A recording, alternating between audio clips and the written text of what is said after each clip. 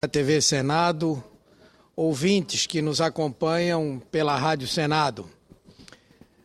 O Brasil vive hoje a simbólica passagem dos 50 anos do começo de um período da nossa história que não queremos mais que se repita.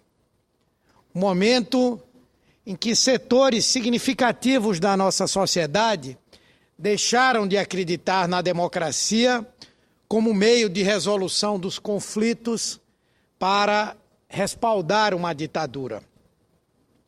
Naquelas semanas de 1964, foi abandonada a crença num sistema dialógico, foi enterrada a fé no processo político, foi sepultado o apoio ao regime democrático.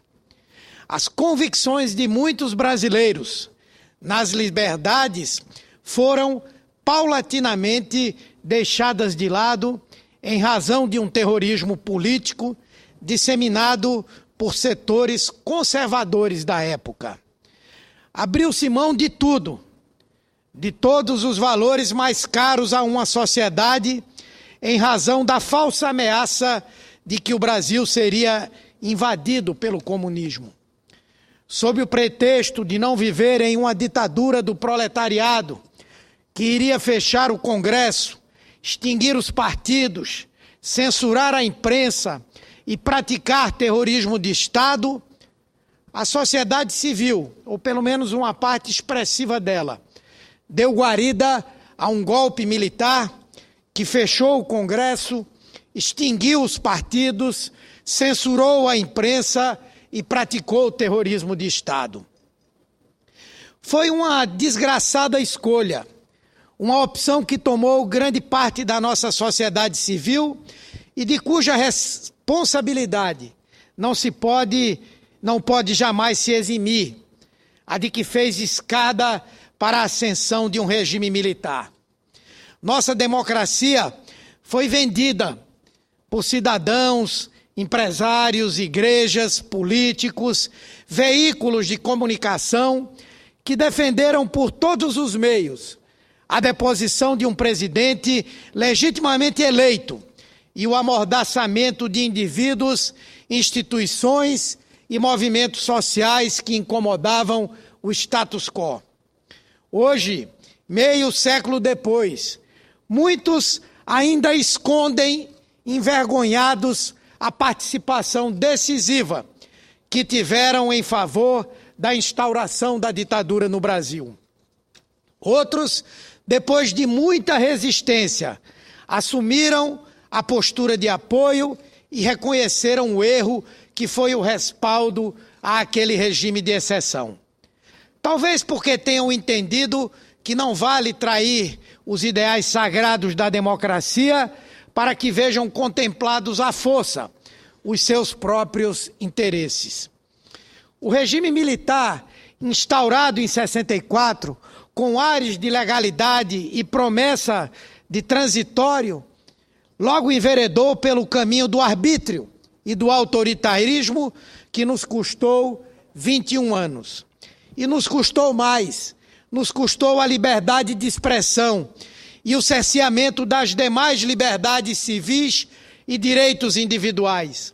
Nos custou a humilhação, o exílio, a tortura, a morte e o desaparecimento de milhares de nossos compatriotas.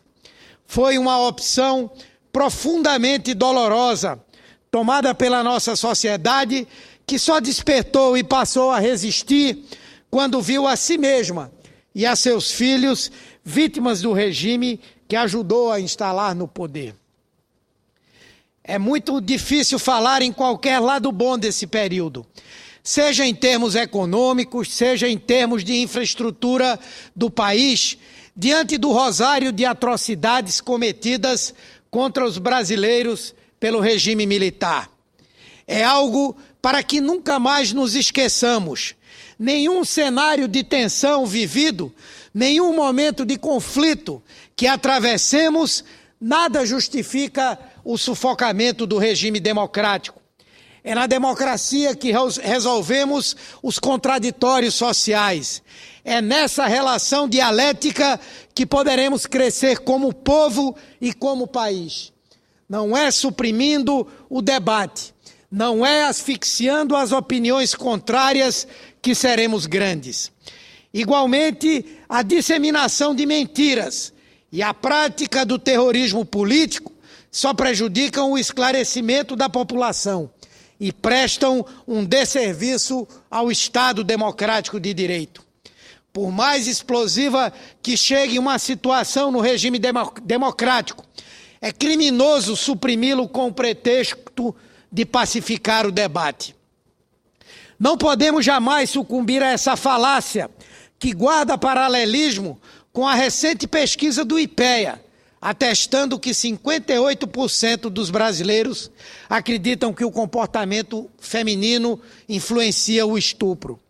É inimaginável que o comportamento da democracia possa favorecer a ditadura, assim como é igualmente absurdo acreditar que o comportamento da mulher possa legitimar a violência sexual. É uma ignomínia, uma afronta brutal aos valores humanos, um raciocínio dessa natureza. De forma que as lições de 64 devem estar bem vivas nas nossas memórias para que aprendamos com elas e jamais voltemos a repetir o tamanho erro. O processo de redemocratização amadureceu o povo brasileiro e o fez sair do regime militar maior do que tinha entrado. E penso que, nesse sentido, todos acordamos para o fato de que não se pode simplesmente pôr uma pedra no passado e fazer de conta que nada aconteceu. Isso seria uma outra falácia. Não querer de volta aquele tempo não significa que o tenhamos relegado ao esquecimento. Fica patente a cada dia, em cada depoimento dado à Comissão da Verdade, que o regime de 64 se utilizou do terror como instrumento de governabilidade, que usou a máquina estatal para restringir direitos humanos, liberdades e garantias individuais, para reprimir criminosamente, torturar e matar cidadãos e cidadãs. Disso não podemos nos esquecer. A índole dócil do povo brasileiro não pode se confundir com cumplicidade criminosa em relação ao chamado terrorismo de Estado praticado pelo regime de 64. Já me somei aqui ao posicionamento da OAB e do Procurador-Geral da República, Rodrigo Janot, para que a lei da anistia seja revisada.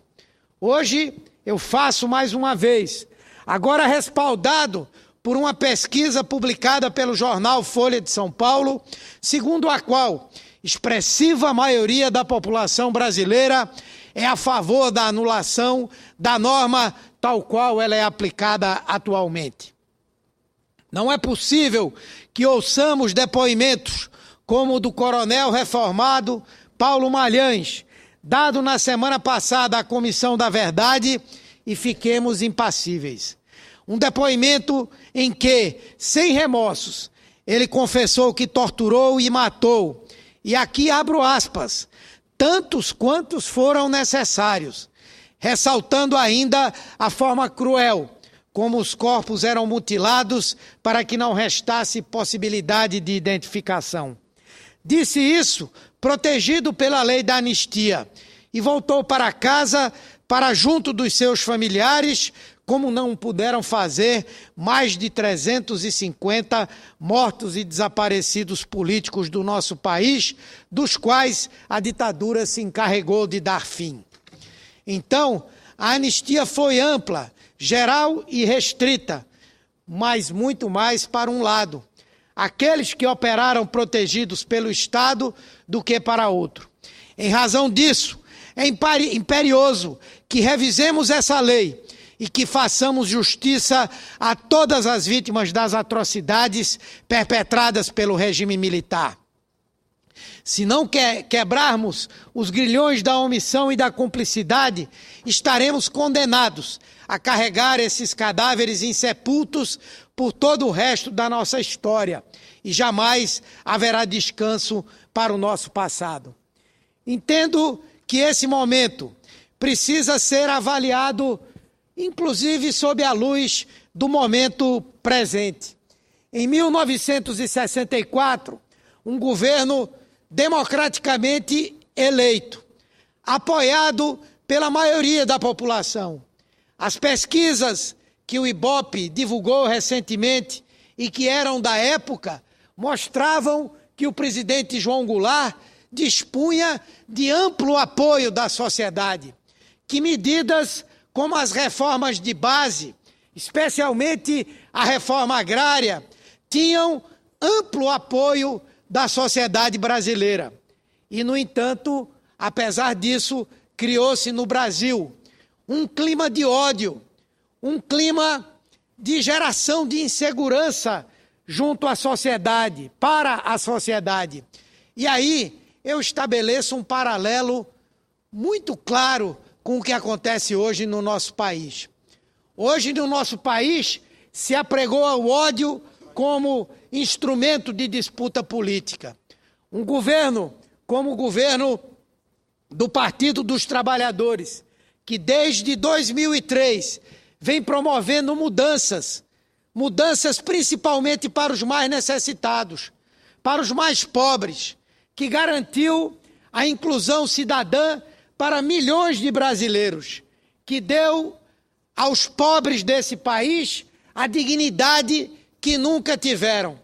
E isso é motivo para ser um governo odiado por alguns meios de comunicação, odiado por alguns políticos de expressão nesse país, odiados por todos aqueles que não sabem conviver com a democracia, que talvez gostariam que houvesse clima nesse país, quem sabe, para uma nova ditadura, e que tentam, por todas as maneiras, fazer uma bandeira de luta. Por isso, hoje, quando 50 anos se passam do golpe militar de 64, quando podemos fazer hoje uma análise fria de tudo que aconteceu. E eu, na condição de militante do movimento estudantil, tive a oportunidade de participar dessa luta, já num período em que as coisas eram um pouco menos violentas como tinham sido anteriormente. Comecei a participar em 1975. Era a chamada distensão gradual e segura. Distensão essa que, mesmo assim, fez com que ocorresse nesse período a perda, a morte de líderes importantes, como Alexandre Vanuc Leme, como o próprio Manuel Fiel Filho, como tantos outros que foram presos e torturados naquele período. Mas foi a luta do povo, a luta dos estudantes, a luta dos operários, capitaneados pelo ex-presidente Lula, à época a maior liderança sindical que o Brasil possuía. Foi essa luta que fez enfraquecer a ditadura, que fez enfraquecer o regime dos generais, que fez com que as luzes da democracia pudessem começar a se acender. Portanto, olhando esse clima tão parecido com 64, que eu entendo que hoje, mais do que nunca, o que devemos fazer é reafirmar o nosso compromisso inabalável com a democracia, com a liberdade, com os direitos humanos e com o avanço da sociedade brasileira. Muito obrigado, senhor presidente, senhoras e senhores senadores.